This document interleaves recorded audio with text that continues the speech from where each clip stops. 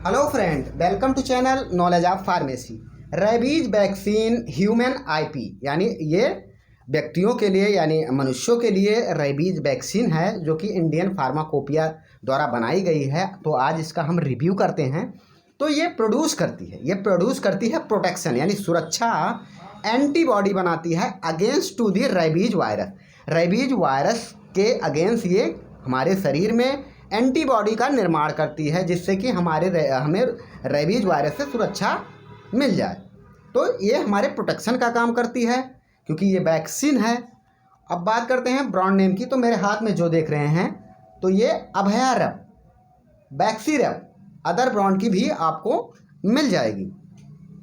वहीं हम देखते हैं कि इसको कहाँ पे प्रयोग में लिया जाता है। तो रेबीज प्रोफाइलैक्सिस यानी रेबीज के जो है रेबीज वायरस के प्रति जो है ये जो है प्री एक्सपोजर इम्यूनाइजेशन या पोस्ट एक्सपोजर इम्यूनाइजेशन में ये प्रयोग में ली जाती है। डॉक्टर इसको जो है देते हैं। तो रेबीज वायरस क्या होता है? रेबीज जो है ये डॉग बाइट या रोडेंट बाइट की वजह से ये शरीर में यानी उसके सलाइवा के द्वारा ये हमारे रक्त में ये पहुंचता है। इसमें क्या होता है, इसमें रोगी को जो है भय लगता है यानी पानी से भय लगता है।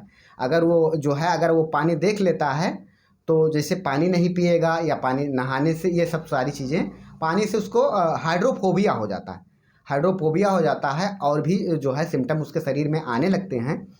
तो जो है ये रेबीज हमें जो है पूरी तरह से अपने आगोश मान ले उसके पहले ही हमें सुरक्षा यानी वैक्सीन लेनी पड़ती है यानी दिया जाता है। तो ये एंटी रेबीज जो है इम्यूनोग्लोबिन, ठीक, तो ये जो है और भी दिया जाता है। तो ये जो है अब बात करते हैं डॉक्टर इसको कैसे प्रयोग में लेते हैं।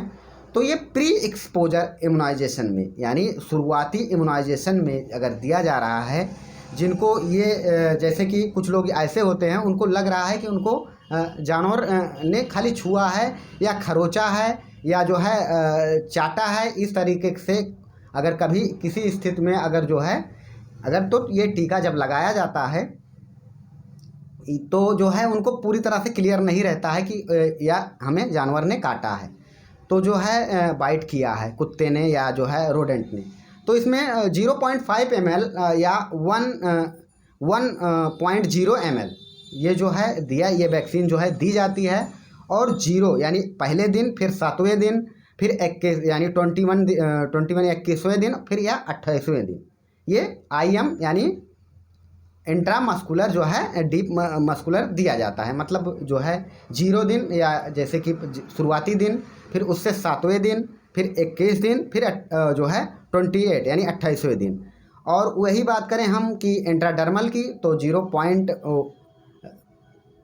ml जो है दिया जाता है। ये भी उसी तरीके से जो है 0 यानी जो शुरुआती दिन है, फिर 7वें दिन, फिर 21 यानी 21वें दिन, फिर 28वें दिन तो इसी तरीके से दी जाती है।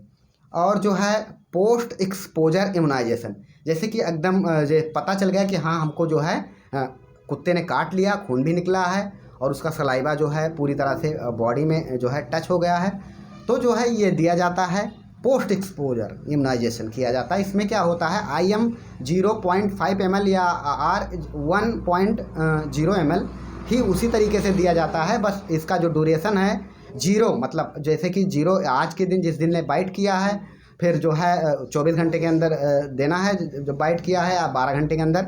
उसके बाद तीसरे दिन, फिर 7वें दिन, फिर मतलब 14वें दिन, इस तरीके से दिया जाता है। इंट्रामस्कुलर वही जो डर्मल है जो है, तो ये जो है 0.1 ml जो है ये दिया जाता है जो है ये जो है 0 दिन और 3 उसी की तरीके से 7 and 4 डेज में इसी तरीके से दिया जाता है। वहीं साइड इफ़ेक्ट की इसके बात कर लेते हैं या एडवर्स इफ़ेक्ट की।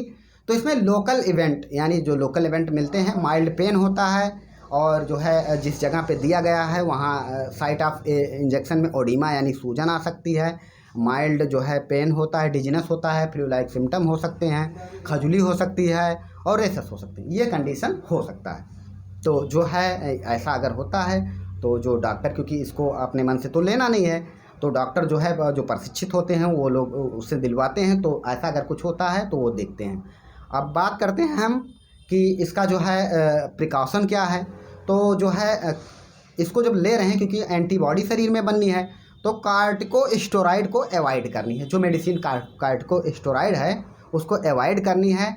एंटी मलेरियल अगर कोई कीमो प्रोफाइलेक्सिस क्लोरोक्विन IM जो है, अगर जो है IM रूट ओनली, अगर आपको ऐसी मेडिसिन चल रही है तो जो है IM रूट ओनली, ठीक। या वैक्सीन नेवर जो है इसको कभी ग्लूटल मसल या रीजन पे जो है नहीं देना चाहिए, क्योंकि इसका एब्जॉर्प्शन जो है अनप्रेडिक्टेबल हो जाता है। तो ये जो है आपको प्रिकॉशन रखना है।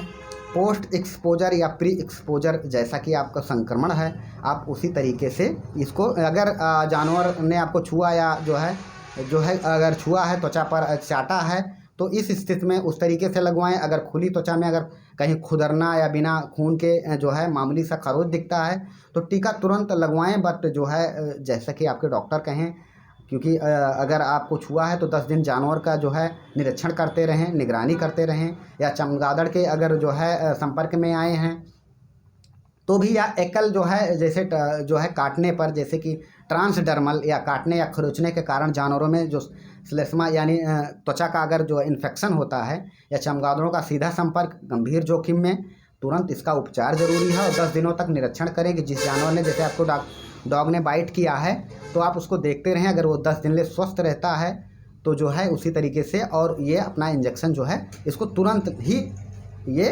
वैक्सीन लेनी है। Okay, thanks. आप चाहें तो स्क्रीन शॉट ले सकते हैं। हम फिर मिलते हैं नेक्स्ट वीडियो।